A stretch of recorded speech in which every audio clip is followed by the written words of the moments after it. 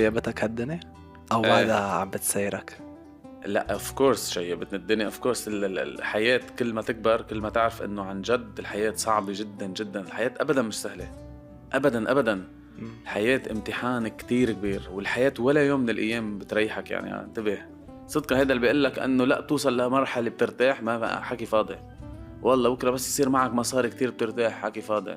بس تصير ناجح بترتاح، حكي فاضي. بدك تضل طالع نازل طالع نازل. هالحياة الحياة بتفكرها حلوة كتير، اللي بيقولوا الخي عمر. انت بتشوفها حلوة بس مع الوقت حتشوف قديش صعبة وقديش بدها مجهود لحتى تضل انت واقف على اجراك.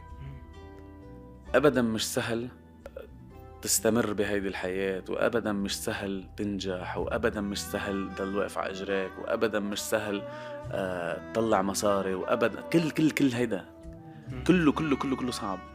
ف والاصعب من هيك انه انت ما بتشوف لقدام شو فيه، يعني ما بتعرف شو فيه. أنت و4 مرات فشلت، مم. شو عشت؟